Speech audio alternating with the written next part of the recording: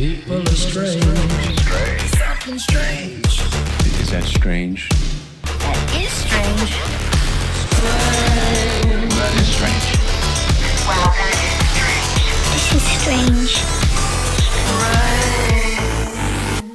And welcome to another episode of Strange Sauna, everybody. This is episode 2 of the Golden Dawn series. This is a series where I'm analyzing Donald Trump as the Antichrist, the beast figure of Revelations. This is a compilation of a lot of different research that I've been looking into, primarily the thoughts and the tweets from one Donnie Darkened on Twitter. And in this analysis, we're going to be looking at Trump as the Antichrist and his connection with being the Jewish Messiah. Some say that those two things are the same.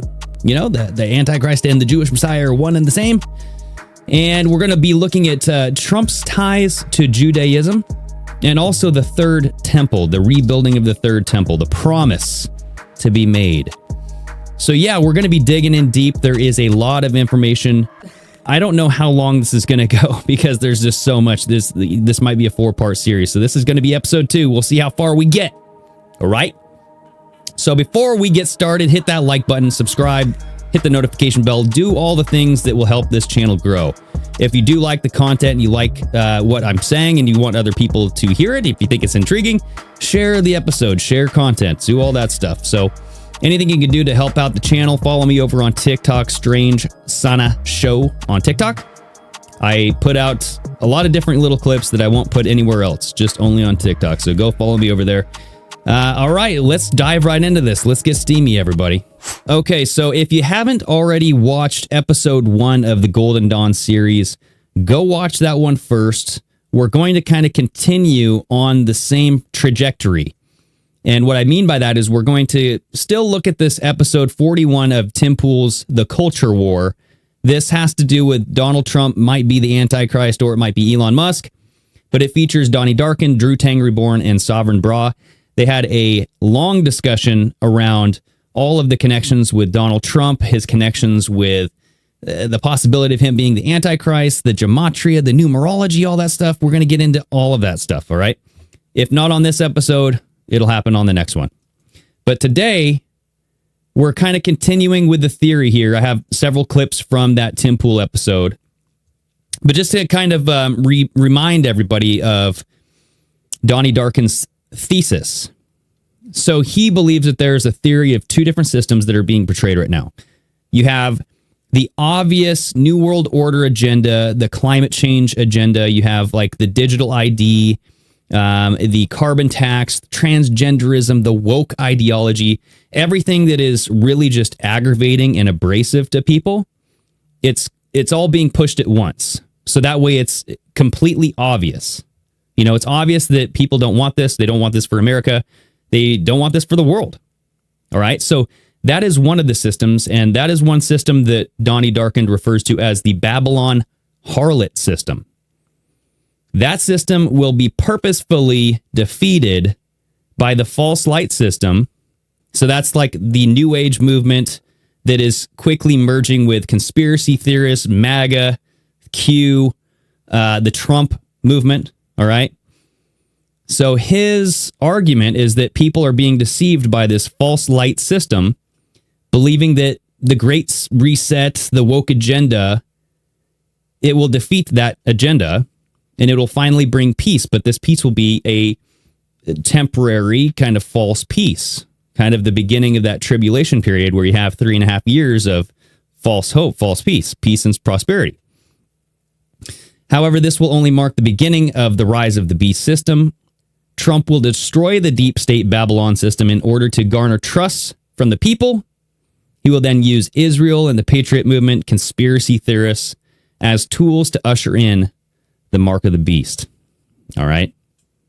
I know it's a mouthful, but we're going there.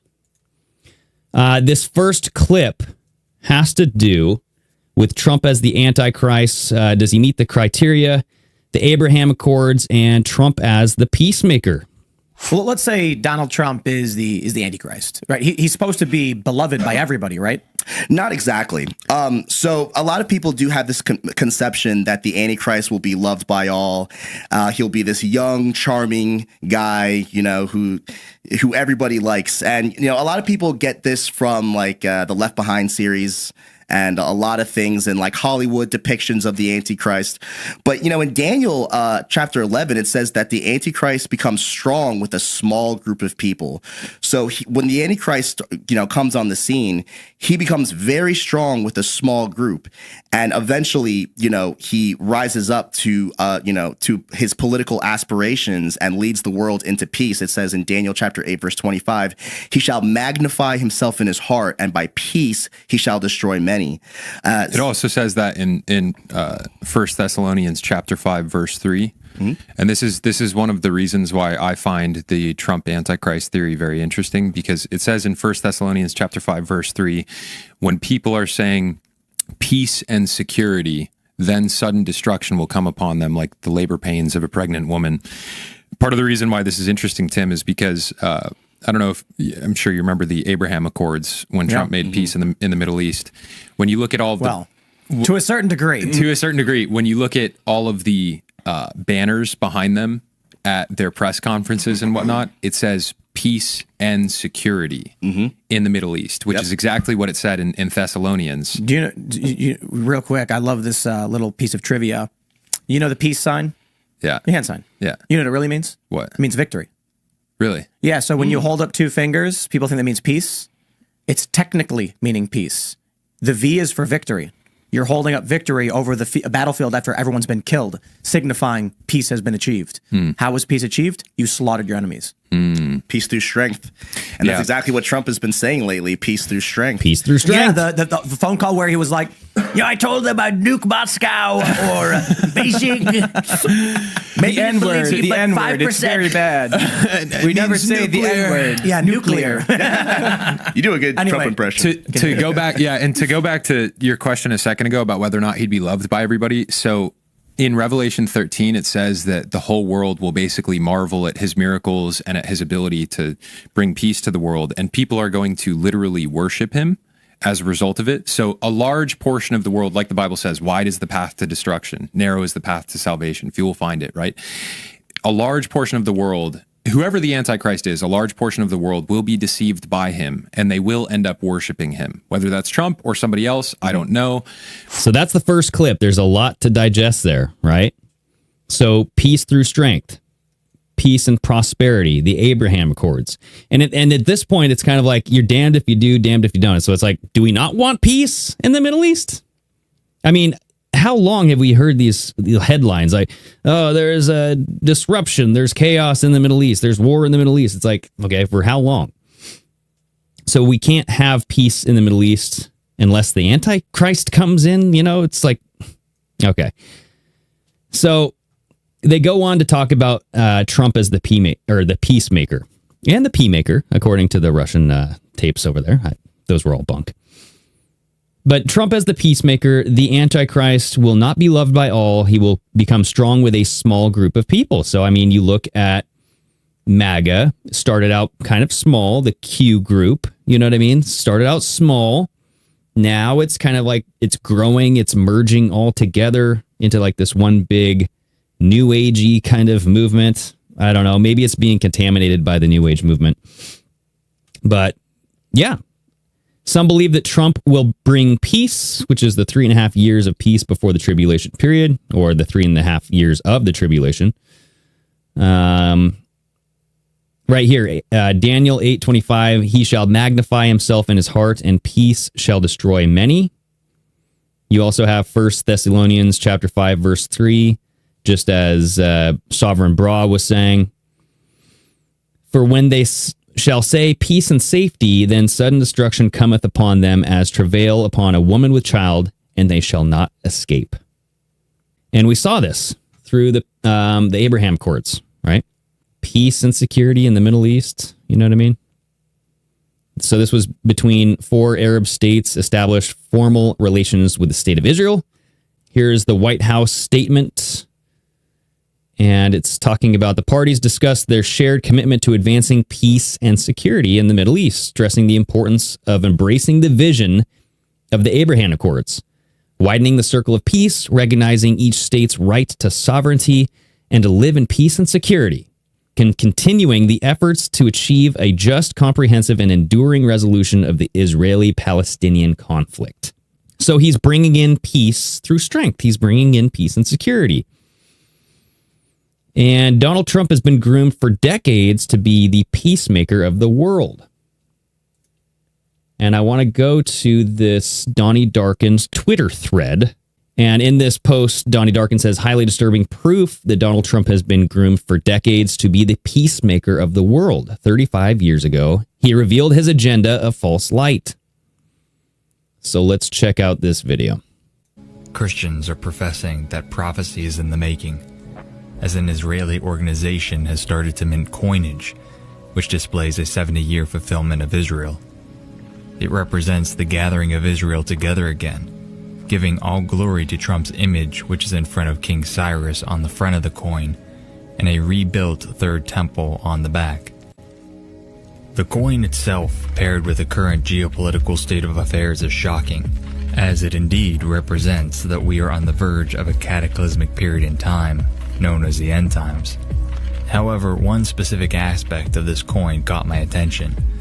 That is, the image of Donald Trump on the front, paired with the symbol of peace, a dove, on the back.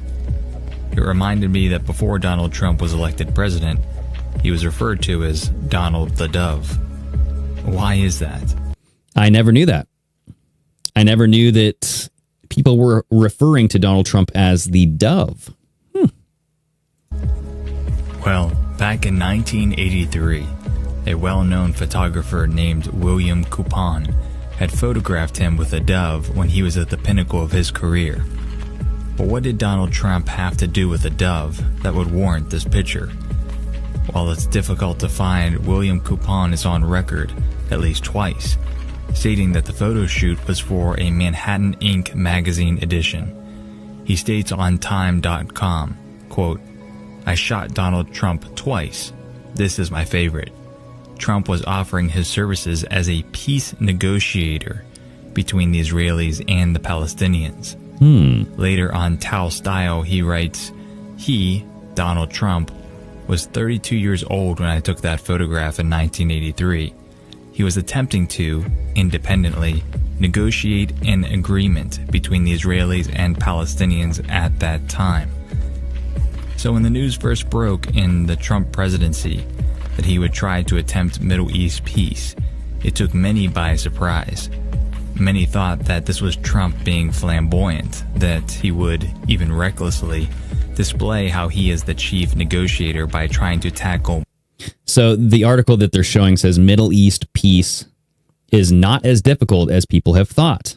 And that's a quote by Trump. Middle East peace.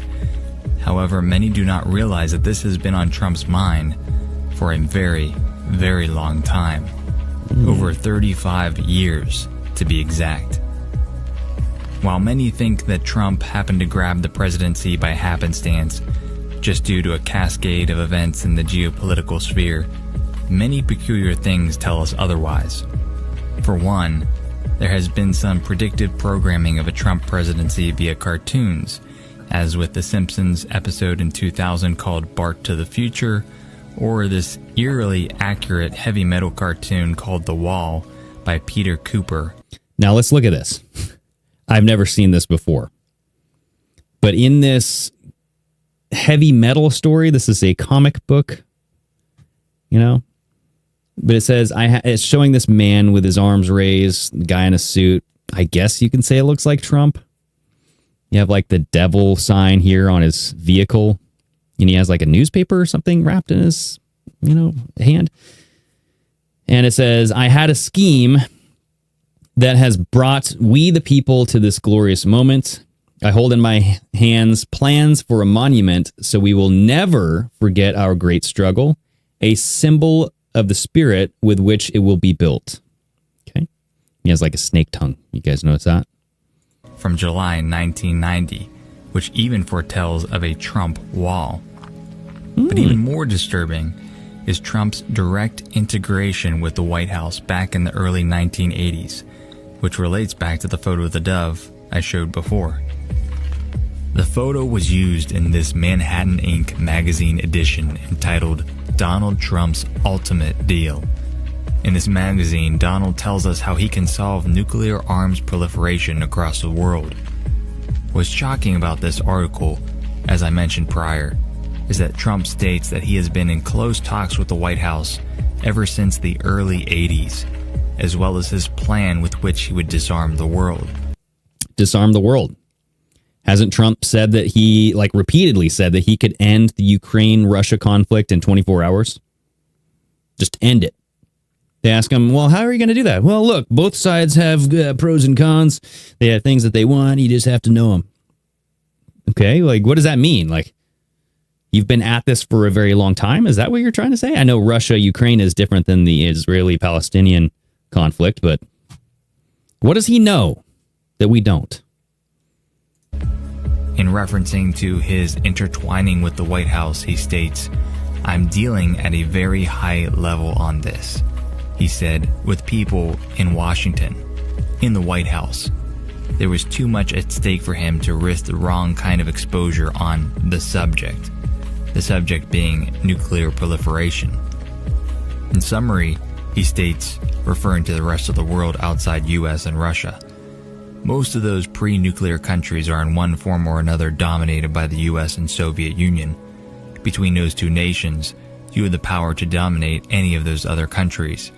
So we should use our power of economic retaliation, and they use their powers of retaliation, and between the two of us, we will prevent the problem from happening. So Trump's solution is a partnership with Russia to subdue other countries from obtaining nuclear arms. Other than teaming up with Russia, what were his specific plans? Well, he states, again, referring to the other countries, maybe we should offer them something. I'm saying you start off nicely as possible. You apply as much pressure as necessary until you achieve the goal. You start off telling them, let's get rid of it. If that doesn't work, you start cutting off aid, and then more. You do whatever is necessary so these people will have riots in the street, so they can't get water, so they can't get band-aids, so they can't get food, because that's the only thing that's going to do it. The people, the riots. Trump is so bold in this interview that he even declares sanctions against allies like France, since they have the nuclear bomb. So now, to be fair, I don't know where this interview exists, so this is just a quote from this man. So just throwing that out there. He states they've got the bomb, but they don't have it now with the delivery capability they will have in 5 years. If they don't give it up, and I don't mean reduce it, and I don't mean stop, because stopping doesn't mean anything. I mean, get it out. If they didn't, I would bring sanctions against that country that would be so strong, so unbelievable, end quote. So these are the thoughts of Donald Trump 35 years ago, that he was already entwined in the White House, that he was already attempting Middle East peace. For those just listening on audio, they're showing Donald Trump next to Ronald Reagan. And that, at least in reference to nuclear George W. Bush. disarmament, he is prepared to work with Russia Bill to Clinton. subdue the rest of the world into riots by massive sanctions and other means. Well, isn't it interesting then that 35 years ago from these statements, Donald Trump is pursuing Middle East peace, that he is being invested. And look at that. Isn't that interesting? Nikki Haley says Trump's Middle East peace plan nearly ready. Nikki Haley addressed a number of issues Thursday night, among them the likelihood that the U.S. would push for a Palestinian state. Because Nikki Haley worked for the Trump administration, everybody. A long time ago. Investigated for a variety of collusions with Russians. Trump tells Putin now is the time to work for Israeli-Palestinian peace. It's a article title here. And also publicly states that the two should moderate the Israeli-Palestinian peace. That just as he was prepared to bring massive sanctions on France 35 years ago, that he states today he will sanction European allies if they continue to deal with Iran in the nuclear Iran deal. So it seems to me that one, Trump and perhaps the elites have been grooming Trump for this event for nearly 4 decades. And 2, his thoughts of the past seem to be reflective of what he is actively doing right now. Now, I find it humorous that most will say I'm a Hillary-loving liberal because of my stance on Donald Trump. Okay, that's pretty much the end of that video. All right, now here's another post by Donnie Darkin. Many are now saying, quote, there was peace under Trump.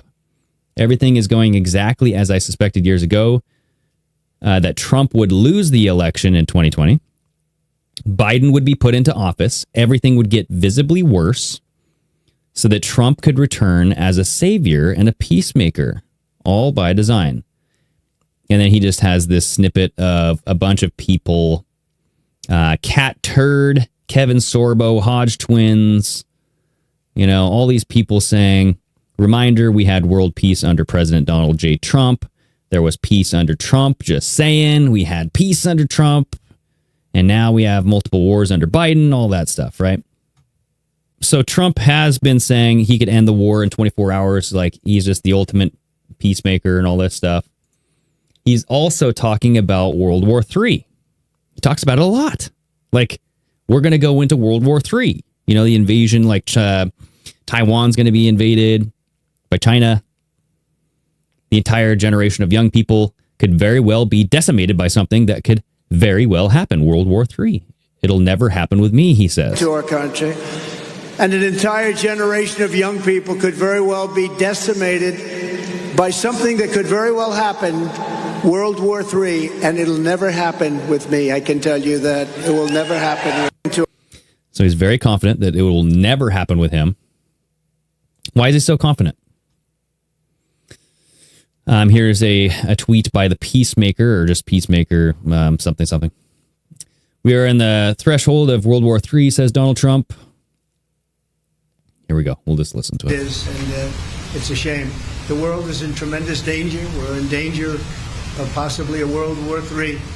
And we have a man who's absolutely the worst president in the history of our country. He can't put two sentences together. He's not going to be able to negotiate with Putin or Xi or Kim Jong-un, North Korea. Not going to be able to negotiate with anybody. Okay. And I don't necessarily disagree with that. Biden is one of the worst presidents we've ever had, but by design, and even Trump called all of this before he became president. He's, there was that collage, that video collage that was going around where he had Trump back at the Alamo, where he was saying, you're going to have high gas prices. Then it would go to a clip of like record high gas prices under Biden. And it's like, you're going to have an invasion down at the border. More immigrants, illegal immigrants are crossing the border than ever. It's like having this back and forth between Trump's premonitions and it actually coming true. How did he know all of this stuff? Now, if you ask the Q movement and you ask like the whole New Age and conspiracy movement, they would say, well, it's the plan. You trust the plan, right? Well, where did the plan come from? Are we watching a movie? Because a movie has a script. Both sides, the bad guys and the good guys, know what the ending looks like. I mean, they come together. They both have a script themselves. So are we going down this road? Are the bad guys purposefully losing and making it look so obvious? That yes, of course, people will want something else. They won't want to vote for you. They would vote for the only other option, which is Trump. Here's Trump at CPAC. We'll soon have us losing World War III. We won't even be in World War III. We'll be losing World War III with weapons the likes of which nobody has ever seen before. It's like we won't be in World War III, but we'll be losing it? I don't know if that's how it works, but okay. These are the stakes of this election. Our country is being destroyed, and the only thing standing between you and its obliteration is me. It's true. It's true. Because he takes all of the slings and arrows for you, everybody. Remember? They're coming after you. The only thing that's standing in their way is Donald Trump. So he's filling this messianic kind of savior role. Viktor Orban, somebody I respect greatly. A lot of people respect him. Tough guy, smart guy. He made the statement recently. He said, if you bring back Trump, it'll all stop. They all listened to Trump. They respected Trump. He actually said it stronger than he said they were afraid of Trump. I don't want people to be afraid of me. But he said China was afraid, Russia was afraid. They were all afraid of Trump. Bring him back, and it'll all go back. See, it'll all just stop.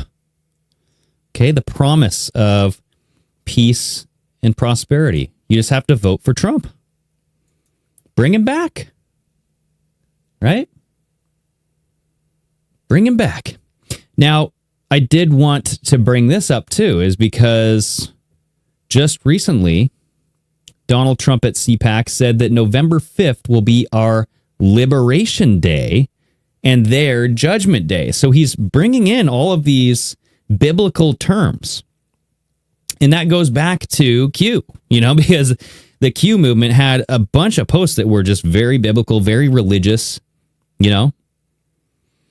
So you had a lot of Christians and evangelicals follow the Q movement and get on board with that, and I will admit, I was on board with the whole thing until it never happened. And then I'm going, wait a second. Is this a big Freemasonic Hegelian dialectic thing that's happening? Problem, reaction, solution. Trump is the solution. Sure does seem like it. But liberation. Who provided liberation?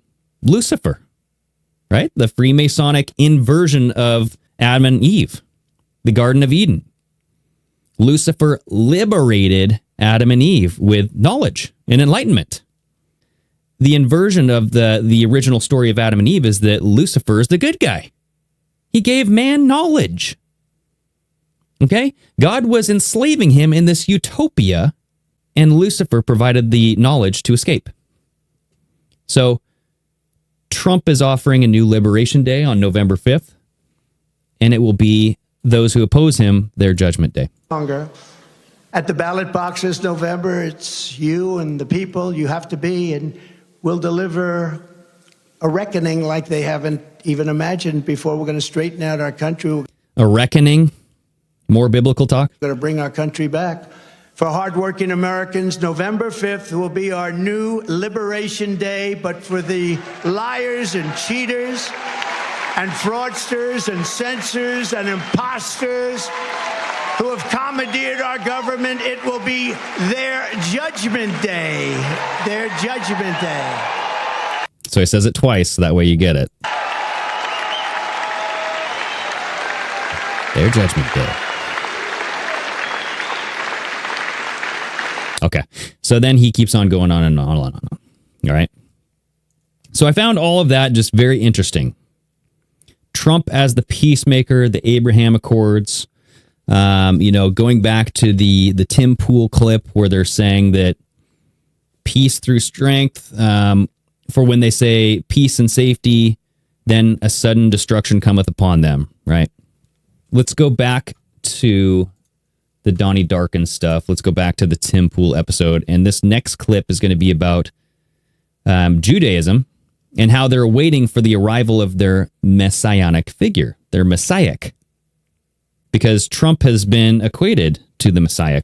Religious Jews are waiting for their Messiah. So they've rejected Jesus Christ as their Messiah. They're waiting for the arrival of their Messiah. And they're basically, when you look at the prophecies of the Jewish Messiah, it says that he will rise, he will place the nations as his footstool, like he will basically crush his enemies, and there will be a one world government from Jerusalem, right? So Jews are still waiting for their Messiah, okay?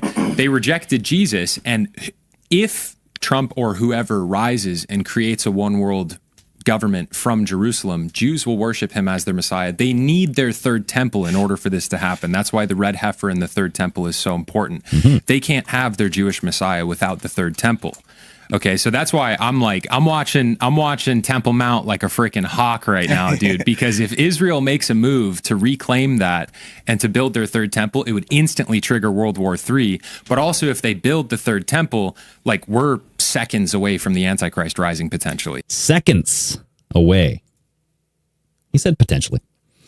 But yeah, I mean, so when you're looking at Judaism, they're awaiting the arrival of their messianic figure. They need to build their third temple. All right. So what is this all about? They're thinking that Trump will be the one who builds the third temple. And that's what was the whole, like the whole coin was all about. And we'll get into that. But what is the third temple, right? So the third temple is the third house of the sanctum and refers to a hypothetical rebuilt temple in Jerusalem. So first you had Solomon's temple. Here, I can show you guys this picture here. It was built by King Solomon, the son and the successor of King David. King David received messages from God to construct a great temple that would provide a final resting place for the Ark of the Covenant, which was an elaborate chest encasing the 2 stone tablets of the 10 Commandments. This chest would then be ensconced within the innermost room of the temple, the Holy of the Holies. King Solomon, known as a determined builder, enlisted the support of the stonemasons to construct the temple on behalf of God's message to his father. So side note, Solomon's temple is ingrained in Freemasonry, as Hiram Abiff was the master mason who was killed for not revealing the secrets of the craft. So Solomon's temple, you have Freemasonry coming in now, helping to build the temple here. Solomon's temple was destroyed by King Nebuchadnezzar during the Babylonian siege of Jerusalem in roughly 587 BCE. And then between 516 BCE and 70 CE, a second temple, known as Herod's temple, was built. But the second temple was destroyed during the Roman siege of Jerusalem in 70 CE. So they're awaiting the third temple. Now the Western Wall, the Wailing Wall, that is a remnant of the second temple, and that's why I believe it's so sacred. People go there, shove messages in the wall, and you know, all of the presidents have gone there, right? They touch the wall, they interact with the wall. The Hebrew Bible holds that the Jewish prophets called for the third temple to be constructed prior to or in tandem with the Messianic age. The third temple is to be built on Temple Mount, where the 2 previous temples were built. However, the notion of the third temple has been contested by Muslims due to the existence of the Dome of the Rock, which was built by the Caliphate on the top of the site of Solomon's temple in the second temple. So you have now Islamic structures being built on this holy land. All right? And Temple Mount. That's what Sovereign Bra was talking about. He's like, I'm watching Temple Mount like a hawk. Right? Here's the Dome of the Rock on Temple Mount, Old City of Jerusalem. Now, if you look at Jerusalem, location within the city here, this is right here in this little square here. This, I believe, is the whole holy site. And the Dome of the Rock is where this red dot is. It is a holy site for Islam now. There are differing Jewish views on how or even if the third temple should be built and whether or not animal sacrifices should resume within the temple. Yes, hence the red heifer, and that's where we're going to go here. The generally accepted position among Orthodox Jews is that the full order of the sacrifices will be resumed upon the building of the temple. A pure-born red heifer needs to be born to signal the third temple. Now, this is crazy. This is, ritual sacrifice. Is it not? I mean, we do a lot of judging on those who sacrifice things, and we look at it as evil, but it's been going on in the Bible for a long time. Orthodox Jews, right? So why is the red heifer so important? Well, I found this article that talks about it, and this is very, very strange. I'll just put it that way. So what is the significance of the red heifer in the Bible? It seems that every few years, a red heifer, red cow is born in Israel, and it results in some people thinking that the return of Jesus is near. To meet the requirements of the Old Testament law, a red heifer was needed to help accomplish the purification of the Israelites from uncleanliness. Specifically, the ashes of a red heifer were needed because red heifer ashes were necessary for the purification rites held at the temple. Many have regarded the appearance of a red heifer today as heralding the construction of the third temple and the return of Christ. They go on in the episode, the Tim Pool episode, talking about how there's multiple red heifers, like they actually have like the genetics, like they're trying to genetically modify these heifers to make a pure-born heifer where it will It'll be born red and pure, but as it ages, it'll get spots and little speckles and stuff, and they'll go, oh, nope, this won't cut it. But I believe that they do have some. They have some pure red heifers ready to go. According to rabbinical tradition, there have been 9 red heifers sacrificed since Moses' time.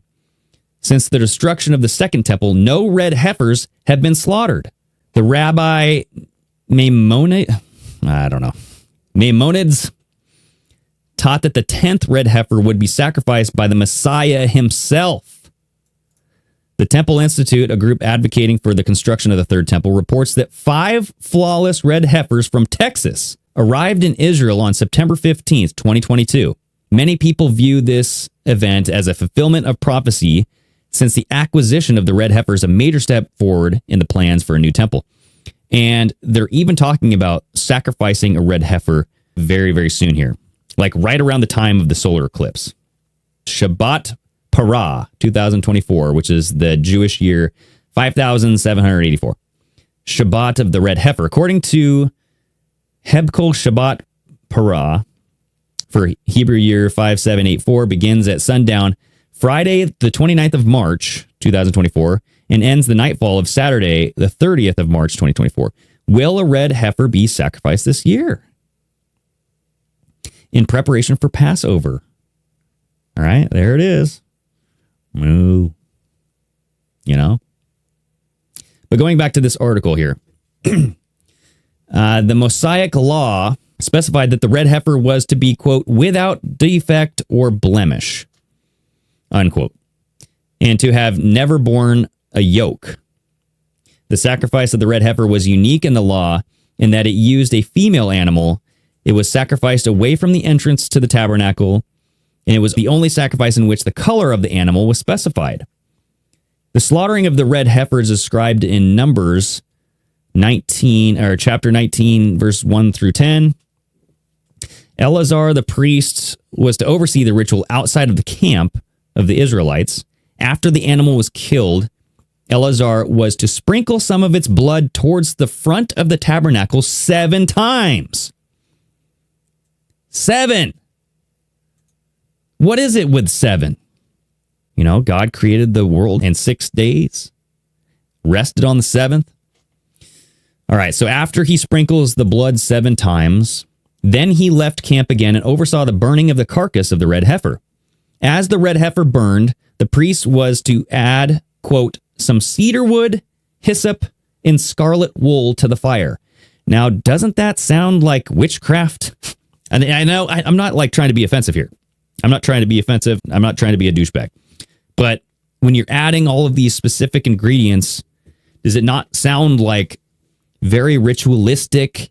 You're killing something. You have to have specific ingredients to make this this ritual manifest. You know, like I'm just saying, like we're very judgmental towards witchcraft, witch stuff, but not towards this. The ashes of the red heifer were then collected and stored, quote, in a ceremonially clean place outside of the camp, unquote. The ashes were used in the water of cleansing. It is the purification from sin. The law goes on to detail when and how the ashes of the red heifer were used in purifying those who came in contact with a dead body. Whoever touches a human corpse will be unclean for 7 days. There it is again. They must purify themselves with the water on the 3rd day and on the 7th day. Then they will be clean. Right? So I'm just like, what? If you touch a dead body, you got to like wash yourself in the ashes of a red heifer or this water that has the ashes of the red heifer in it. The purification process involved the ashes of the red heifer in this way. Put some ashes from the burned purification offering into a jar and pour fresh water over them. Then a man who is ceremonially clean is to take some hyssop, dip it in the water, and sprinkle anyone who has touched a human bone or a grave, or anyone who has been killed, or anyone who has died a natural death. So I'm just saying there's a lot of specificity to this, and a lot of, like why? There must be historical evidence that this does something. It works, you know? But you can definitely ask why a lot. So let's go back to the Tim Pool episode, and we're going to look at the Jewish coin, Trump as King Cyrus, and the Third Temple. We're going to continue on this Third Temple discussion. But this is crazy. This coin will actually grant you access to the temple once it's built. And on the coin we have Donald Trump, King Cyrus, and King Cyrus was the ancient Persian king who defeated Babylon. Real quick. This is the here. Yep. Can you make that full screen? This is the coin. In my hand right now, it's a little picture of Trump on it, and then here is the actual image. Yeah. So I want to talk about this. It's actually very crucial to all this. So, this is, like I said, backed by the Sanhedrin and the Temple Institute. So we have Trump, King Cyrus, who defeated the Babylonian Empire, allowing the Jews to return home to build their temple. In Isaiah 45, he's called a Messiah to the Jews. On the bottom... So just reminding you, King Cyrus beat the Babylonian system. So that's who they think that Trump is. Trump is being compared to King Cyrus. So King Cyrus Trump will defeat the Babylonian harlot system. And that's what the deep state is represented to Donnie Darkened. Just throwing that out there. If you read it, it says, and he charged me to build him a house in Jerusalem. And on the back, we have the third temple of King Solomon. So for those who aren't familiar with the temple of King Solomon, the first one was destroyed by Nebuchadnezzar. Shit. The second one was destroyed in 70 AD. And since then, it's been almost 2,000 years. The Jews have not had a way to atone for their sins. So this is a very serious matter for the Jewish people in Israel. They want nothing more than to bring about the temple so that they can continue their sacrifices and usher in the Messiah. There are two views in that are prominent. There's the view that the Messiah will build the temple, and then there's the view that the temple will be built and then the Messiah will come. But it's very interesting because many rabbis in Jerusalem are saying that Trump is actually the key who will herald the coming Messianic age. And oh boy, it's really funny because Rabbi Yosef Berger, who was the overseer of the tomb of King David, one of Jerusalem's most holiest sites, actually said that Trump is going to be the one to build the temple. And he right now is actually working on a genealogical link between King David and Donald Trump, going through his ancestry. And this is very important because like Jesus is the son of David, so too the Antichrist will also be seen as the son of David. Do you guys know what Donald Trump means? Oh yeah, that's a big one. Donald Trump means herald of the world ruler. Wow. So Donald is, I believe it's Scottish Gaelic for ruler of the world, and Trump means the trumpet sound. So yeah, the word Donald actually does mean world ruler, like ruler of the world in Scottish Gaelic. So very interesting there as well. But looking at this coin, right? So I just want to talk a little bit about this. So to honor Trump's recognition of Jerusalem as Israel's capital, the Israeli organization, the Mikdash Education Center, minted the temple coin. All right, this thing right here. And the coin shows Donald Trump's image next to King Cyrus. King Cyrus allowed Jews to return to Jerusalem from their exile in Babylon, modern-day Iraq, and rebuild Solomon's temple, the second temple. Netanyahu stated, quote, "We remember 70 years ago." There's that 7. President Harry S. Truman was the first leader to recognize the Jewish state. And we remember how a few weeks ago, President Donald J. Trump recognized Jerusalem as Israel's capital. Mr. President, this will be remembered by our people through the ages. In December, an evangelical leader explained this vessel theology. Now, this is very interesting, you guys. Vessel theology, where human beings are vessels to later be filled by the spirit of either the Antichrist, demons, Holy Spirit. I don't know. I don't know if this can be good. Doesn't sound good. but you're a vessel. So whether they're good or bad spirits, they can get into you just like a ship. So in December, an evangelical leader explained this, quote, vessel theology, end quote, in welcoming Trump's move on Jerusalem. Mike Evans told the Christian Broadcasting Network that Cyrus was used as an instrument of God for deliverance in the Bible. God has used this imperfect vessel, this flawed human being like you or I, this imperfect vessel, and he's using him in an incredible, amazing way to fulfill his plans and purposes. Some observers wonder if the comparison is just a convenient way for evangelicals to deal with Trump's multiple divorces, his confessed womanizing, and the multiple accusations of sexual assault, which, I mean, those never really went anywhere, right? I mean, so, yeah, let's look at this. Let's look at this real quick. So this is Donnie Darkened again. The Trump temple coin was minted in Israel featuring King Cyrus. The coin's minting coincided with Israel's 70th anniversary. Cyrus was the Persian king who was hailed as Messiah for allowing the second temple to be built in Jerusalem. Now let's watch this little clip here, all right? I have three symbols.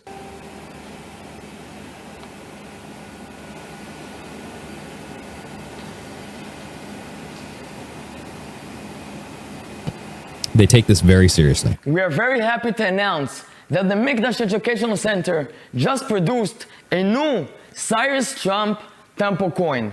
This special coin was produced and minted for the 70 years of the independence of the State of Israel and to honor and praise President Donald Trump, who promised, but not only promised, also fulfilled this promise, and next week will move the American embassy to Jerusalem. Charged me to build him a house in Jerusalem. The candelabra was always the symbol of the State of Israel.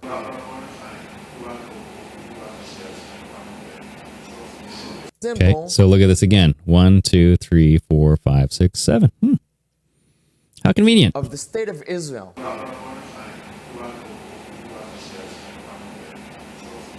In 3 languages, in Hebrew, in English, and in Arabic.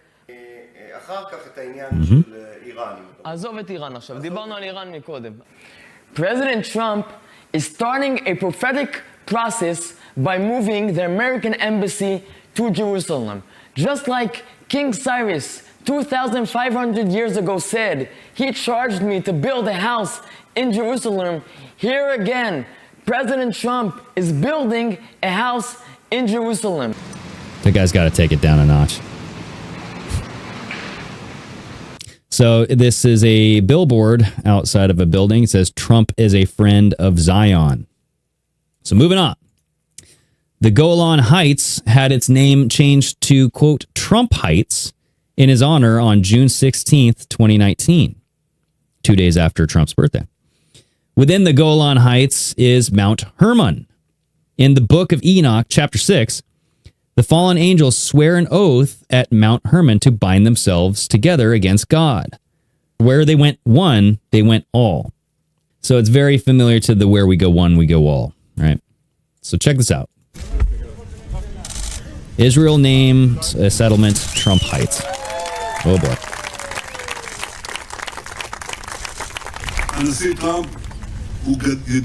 So Trump is a great friend of our state. This is Benjamin Netanyahu. A leader who has done things which were not done previously.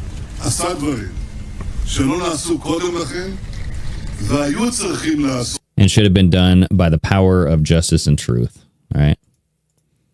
So in March, Trump recognized Israel's sovereignty over the Golan Heights. Or Golan Heights. All right. Showing you the sign. It's a wonderful first step in the follow-on to his recognition of Israeli sovereignty. This is the U.S. ambassador to Israel. Over the Golan Heights, which I'm very proud of. I think many in the United States think it was a brilliant decision. And we're going to give some effect to it, life to it today. They're like doing a mic check in the background. Do you guys hear that?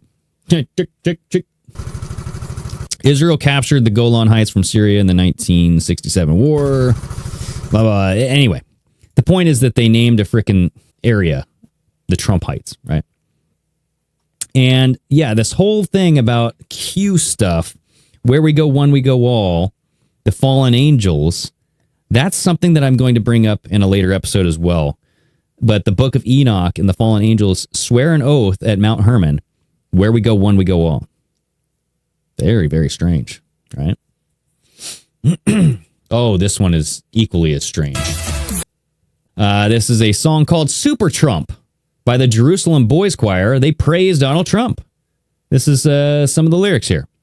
When the sons of Ishmael harm our lands, don't you worry, Trump takes a stand. Super Trump is Jerusalem's prince. To the sky he will reach from the city of Zion. Our Lord, he fights like a lion. I just had to make it rhyme there. Here we go. Listen to this. Super Trump. Okay. To the sky he will reach. Hallelujah from the city of Zion. For our Lord, he fights like a lion.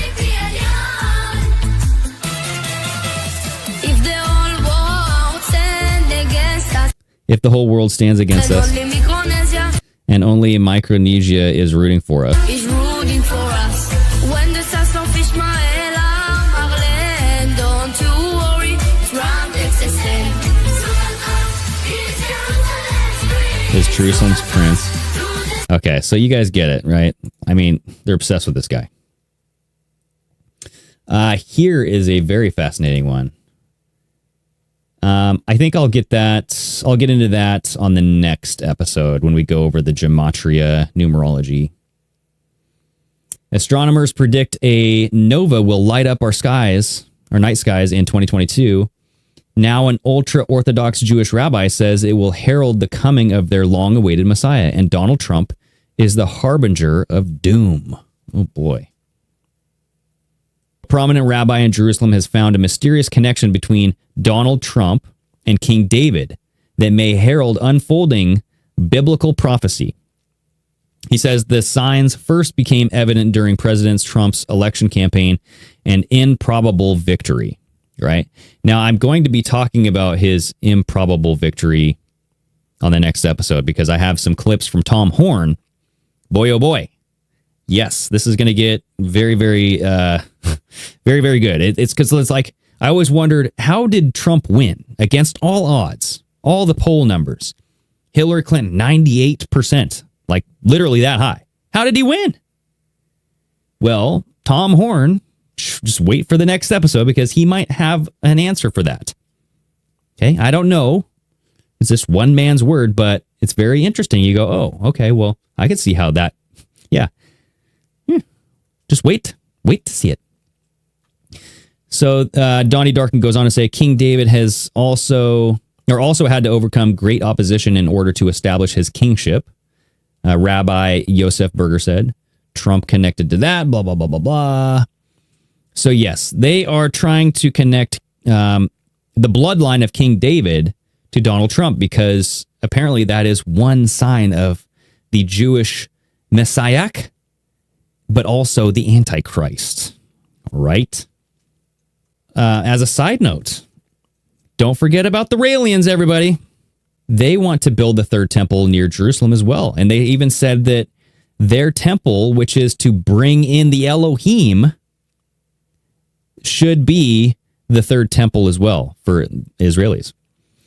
It says, one of the missions entrusted to Rael, spiritual leader of the Raelian movement and the announced Messiah, is to build the third temple to welcome the Elohim, who the Raelians believe, scientists who created all life on earth, including humans, and amongst their offspring, the people of Israel. Now, when I said the announced Messiah, I don't think that's by any Orthodox Jewish foundations or anything like that. Like, this is just Raelians who think that he's the Messiah. All right. It's not like not an established term. He just calls himself the Messiah. Rael does. The request stipulates that this third temple be built preferably near Jerusalem. To this end, the Raelian movement has already requested land to establish their embassy in Israel 7 times and was denied 7 times. This is a quote from the Raelian chief rabbi. 7 years ago, on the 21st day of the month of, this is 5775, August 6, 2015, year of the Shemitah, Yahweh Elohim, through the mouth of Rael, his last messenger, blah, blah, declared that the protection initially granted to Israel by the Elohim was removed. So essentially, because Israel did not grant them the authority to build the third temple or build a temple for the Elohim when they return, the aliens, that the Elohim has relinquished any protections that they initially granted them. Their loss, okay? It is noteworthy that 7 years after this declaration, on the year 5782, ending also with the Shemitah, the ex-prime minister Ehud Barak stated that the state of Israel would cease to exist before its 80th anniversary. This is the 80th or the 80-year curse. And this is because they did not take the Elohim's protection. Israel. All right. So just heads up there. Don't forget about the Raelians, because like this third temple thing all aligns with the Raelians. And that's why I'm like, will they be the religion that kind of will rise in the end? Will they be like the one world new age cult religion? Don't know. Don't think so, but you never know.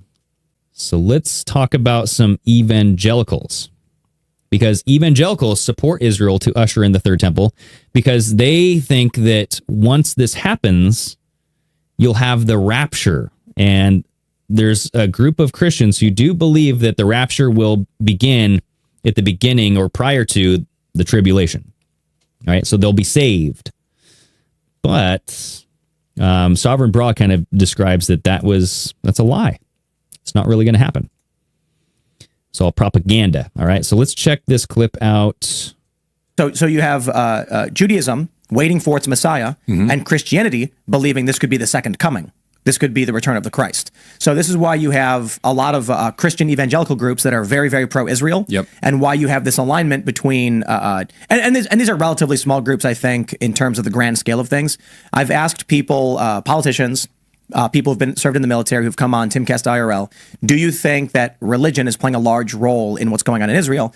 And they always say no, not really. But there are a lot of people in the United States who will always vote for and support politicians who defend, arm, or are fighting for the expansion and protection of Israel because they want the prophecy to happen. They want the return of Christ, etc. There's a large contingent of Christians in America that support that. Like a huge portion of evangelical Christians in America actually believe that by supporting Israel in everything that they do, they can kind of hasten the creation of the third temple and the rise of the Antichrist. And the part that's messed up about it, so this is called premillennial dispensationalism.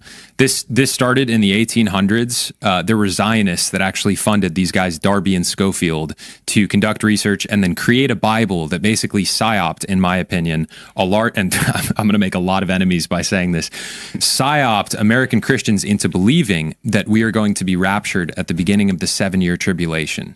And now, as a result of this Zionist-funded Schofield Bible, there's millions of Christians in America that believe that we should support everything Israel does so that the Antichrist can rise, they can create the third temple, and then boom, we're getting raptured at the beginning of the tribulation. But I don't believe that's at all what the Bible supports. I know Donnie's on the same page with that.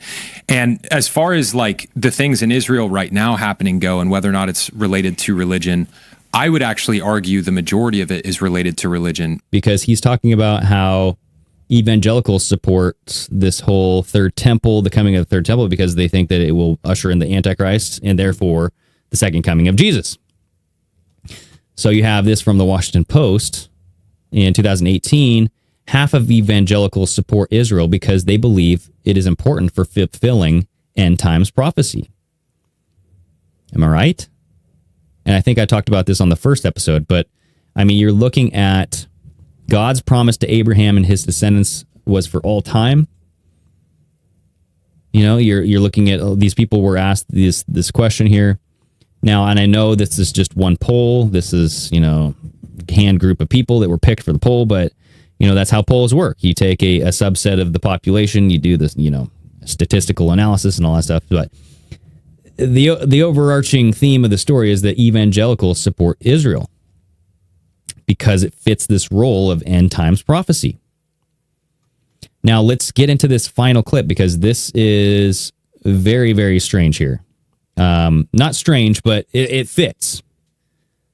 When I heard about this, I was like, oh, that totally makes sense because this is a religious conflict, what's happening over between Israel and the Hamas here. Israel right now happening and whether or not it's related to religion, I would actually argue the majority of it is related to religion. One of the things, so there was the October 7th attack from Hamas on Israel. Do you know what that operation was called? Al-Aqsa Storm. Oh, right. Yeah. Okay, so and this is something that completely went under the radar. So 2 days before the October 7th attack, over 1,000 Israeli settlers stormed the Al-Aqsa compound. And the Al-Aqsa compound has the Al-Aqsa Mosque and what's it called? The Dome of the Rock. Yep. One of I think it might be the Al-Aqsa Mosque. It might also be the Dome of the Rock. One of those buildings is the third oldest holy site in Islam. Let me pull this up. So this is all on Temple Mount, everybody. Remember, this is where the third temple needs to be built. So you had 1,000 or thousands of Israeli settlers storm the Al-Aqsa Mosque, which is on Temple Mount right now. All right, this happened days before the October 7th Hamas attack. We'll show this as you're talking. Yeah, so they stormed the Al-Aqsa compound, which is for Muslims, and this is like a huge religious no-no. Okay, this is a very, very sacred site for Muslims, and Israeli settlers stormed it. And the thing about the Al-Aqsa compound and Temple Mount in general is, for the third temple to be created, this Islamic holy site would need to be flattened. Okay. And so for Israeli settlers to storm this compound and commit this like egregious violation of Islamic sanctity, this is a massive sign of aggression towards the Islamic world. I don't think it's a coincidence that 2 days later, Hamas launches an attack called Al-Aqsa Storm. And I also know, I've been speaking with Muslims about this. If Israel moves to retake the Temple Mount and they flatten this Islamic compound, immediate nuclear war with Iran. Like immediate World War III. So it's a lot of this is very, very religiously motivated. And you've got, on one hand, see the Muslims, if any Muslims are listening, they're going to know what I'm talking about. Muslims do not want Israel to reclaim Temple Mount because they see the second Israel reclaims Temple Mount and they rise their Antichrist, they know that Israel is going to try and subjugate the entire planet with their Messiah. And Muslims don't want that to happen. Or I should say they believe according to Scripture. Yes, they believe according to their scriptures and their prophecies that Israel will attempt to subjugate the planet under their Messiah. And the Muslims see their Messiah as the Dajjal, as far as I understand. So this is like literally a holy war between Islam and Judaism. So I would argue that a lot of this is very religiously motivated. The two are connected. The Jewish settlers attacked the mosque, and then now you have this Hamas attack on, Israel. So yes, what I want to talk about is the predicted Third World War. Now, I believe this might be the Third World War that's going to happen here, because guess who predicted all of these? Mr. Albert Pike. Yeah, the 33rd Freemason, the father of, well, not father, but I mean, he might as well be called the father of Freemasonry, Albert Pike. Chillingly accurate 200-year-old letter predicts World War III and final battle against Islam. All right.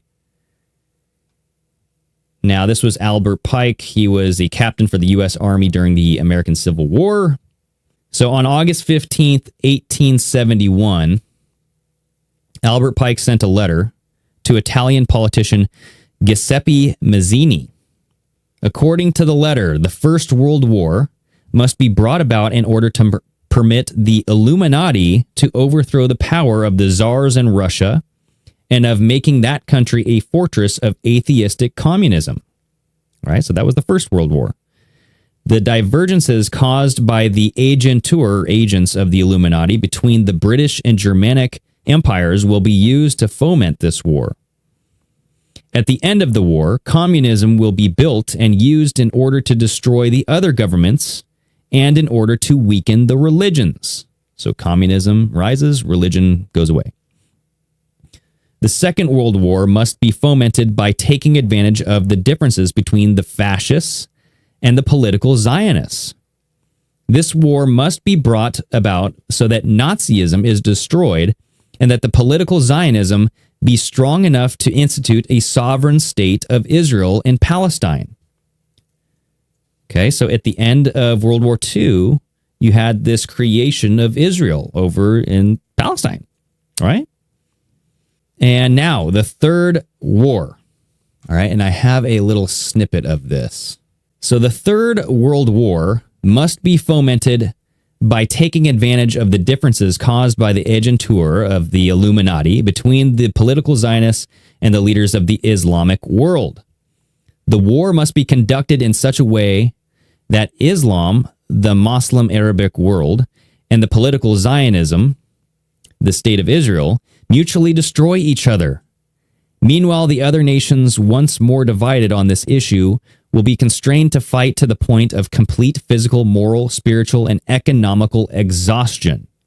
Then everywhere, the citizens obliged to defend themselves against the world minority of revolutionaries will exterminate those destroyers of civilization and the multitude disillusioned with Christianity, whose deistic spirits will, from that moment, be without compass or direction, anxious for an ideal, but without knowing where to render its adoration, will receive the true light through the universal manifestation of the pure doctrine of Lucifer, brought finally out into the public view.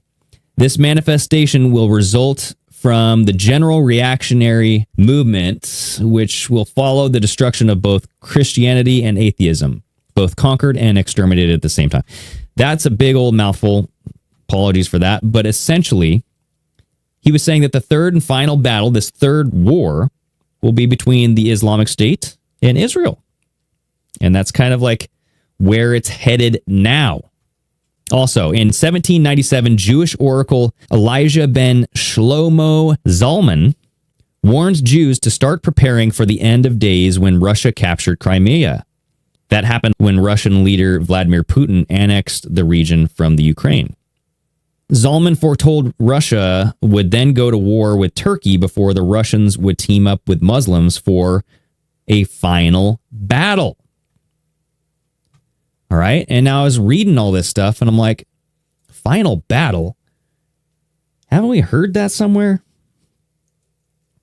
You know, like, hasn't Trump been saying?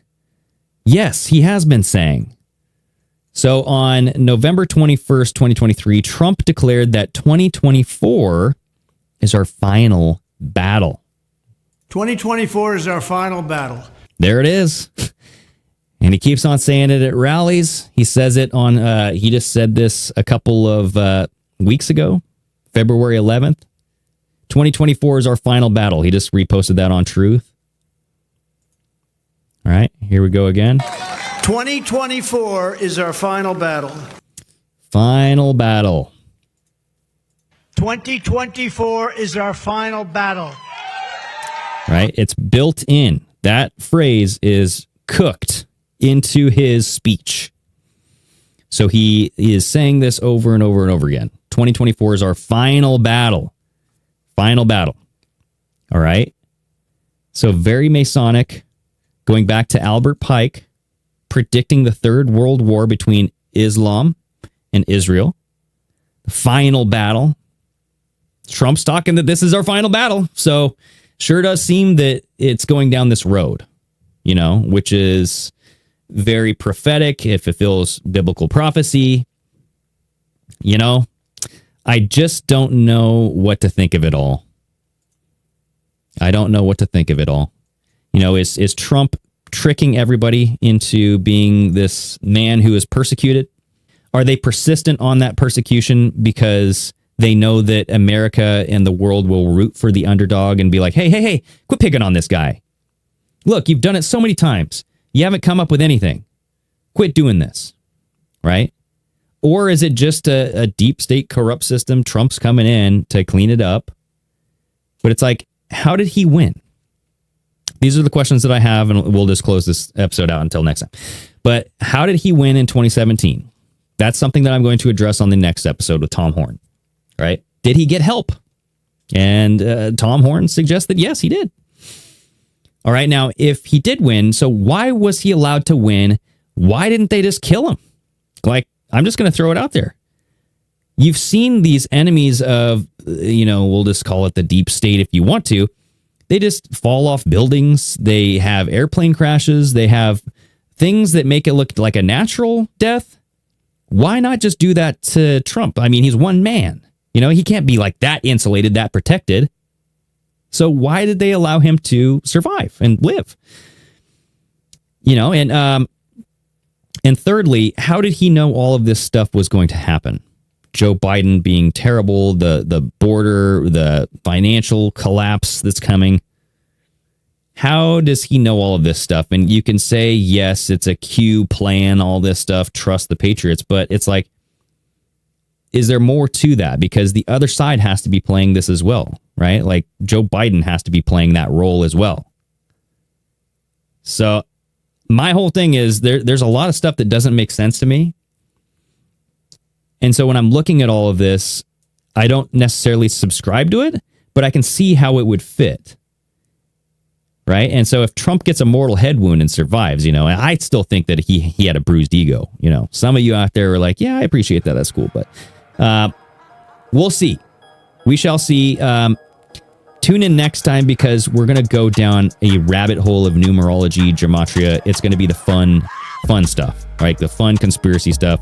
This is kind of like the preamble building it all up. And the numerology stuff, I wanted to just keep that on its own episode because not many people are, they're in it or they're out of it, right? It's like, oh my God, like you're putting this correlation to this. All this stuff can add up. Like, so we're going to do that next time. It's going to be fun. Hopefully you all enjoyed this episode. If you did, hit that like button, hit the subscribe button, notification bell, and share the episode. Yeah, go follow me on TikTok. Do whatever you want. All right. I appreciate the support. Thank you so much. Until next time, everybody, stay steamy.